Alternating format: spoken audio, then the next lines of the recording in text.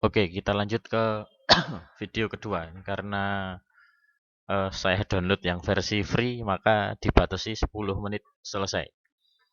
Tidak apa-apa kita potong-potong videonya. Justru Anda downloadnya bisa lebih enak. Nah, jadi sedikit kita ulas video sebelumnya. Jadi asumsi-asumsi pasar persaingan sempurna. Jadi kenapa kenapa sangat yakin itu karena adanya asumsi-asumsi yang ada di pasar persaingan sempurna.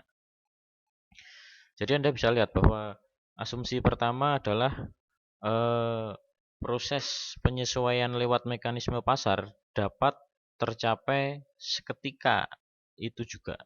Jadi timeless dapat tercapai seketika. Kita dapat mengabaikan kendala waktu dan tempat, timeless dan placeless. Bisa kita abaikan kendala waktu dan tempat.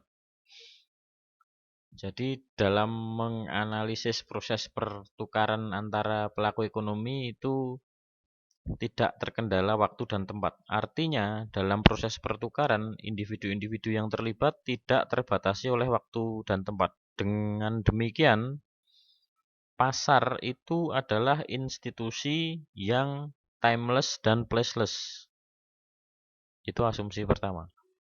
Kemudian yang kedua, asumsi kedua, fungsi uang semata-mata hanya sebagai medium of change, sebagai alat transaksi. Ini kita kenal dengan netralitas uang, hanya sebagai medium of exchange.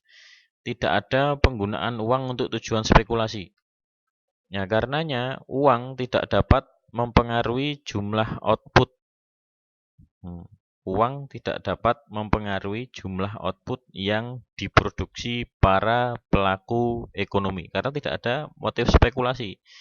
Yang dapat dipengaruhi oleh uang hanyalah tingkat harga. Bila jumlah uang yang beredar itu bertambah, maka harga barang juga bisa naik. Begitu juga sebaliknya.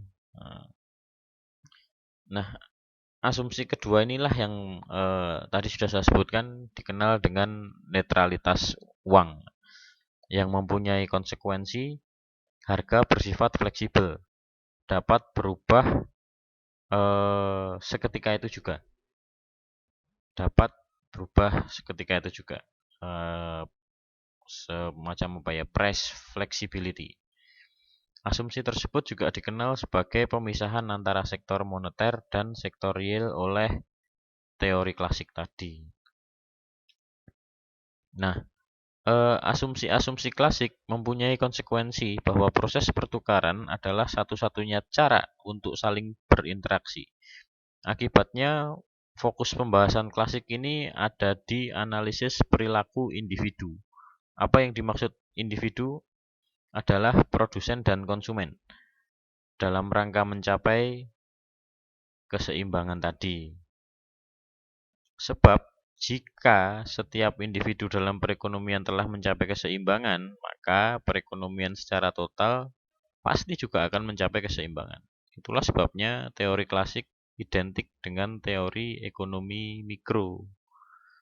Karena berdasarkan hukum apa tadi? Hukum C ya. Permintaan itu relatif tidak terbatas. Maka masalah sentral perekonomian adalah penawaran.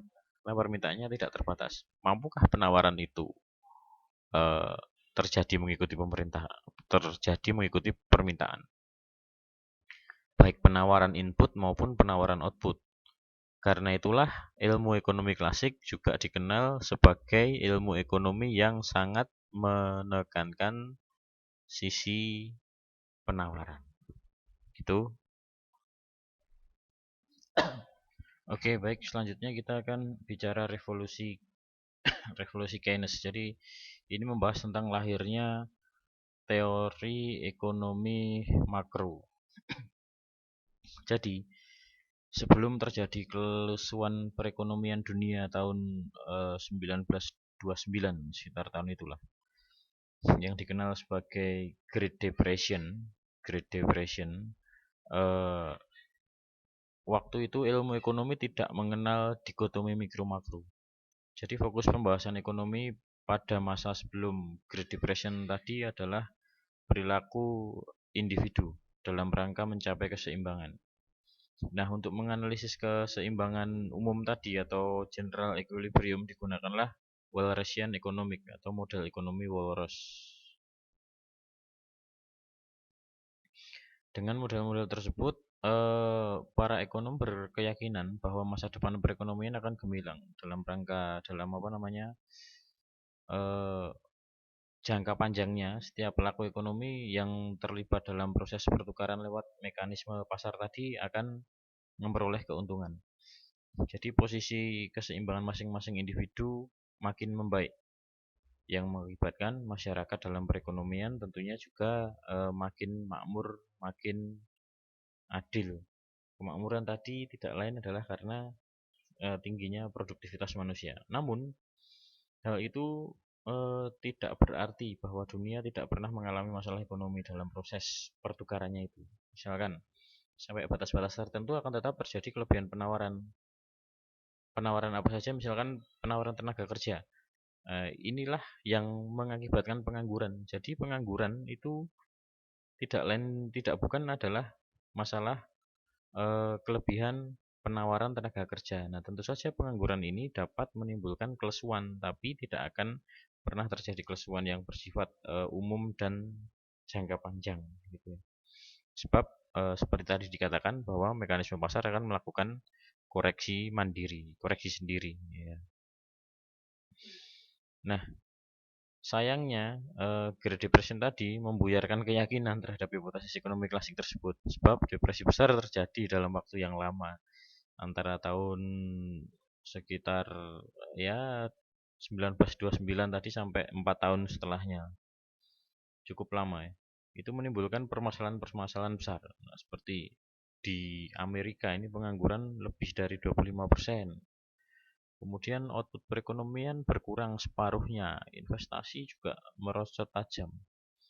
Nah, untunglah dalam keadaan yang genting seperti itu ada seorang ekonom Inggris, Keynesian, ya, John Keynes, melontarkan pendapat untuk memperbaiki keadaan tadi dalam bukunya General Theory, yang dikenal dengan The General Theory of Employment, Interest and Money.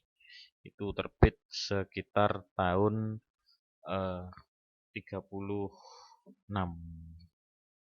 Oke, sambil kita lihat waktu agar tidak kehabisan. Jadi Keynes ini menyampaikan dua hal pokok. Yang pertama adalah kritik ilmiah terhadap kebenaran hipotesis klasik tadi tentang keampuhan mekanisme pasar yang dipercayai sejak zamannya Adam Smith. Jadi menurut si Keynes ini, kelemahan teori klasik adalah lemahnya asumsi tentang pasar yang dianggap terlalu idealis, jadi utopian, terlalu idealis.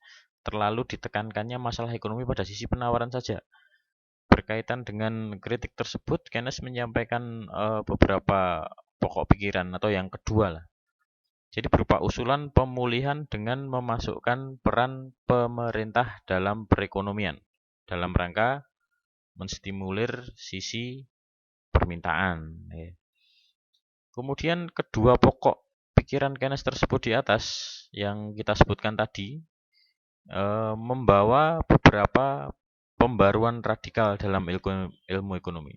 Yang pertama, mulai diperhatikannya dimensi agregat. Inilah makro dalam berbagai macam analisa ekonomi. Kemudian yang kedua, dimasukkan peran pemerintah dalam analisis ekonomi. Jadi menimbulkan pentingnya peranan analisis kebijakan. Yang ketiga, dirasa Keynes ini merasa perlu melakukan analisa kebijakan. Maka dirasakan harus ada semacam studi-studi empiris. Nah, dengan demikian perubahan metodologi dalam analisis ekonomi dari hanya mengandalkan metode deduktif menjadi juga menggunakan metode induktif. Jadi tidak berlebihan kalau Keynes itu dihormati sebagai bapak ekonomi makro sekaligus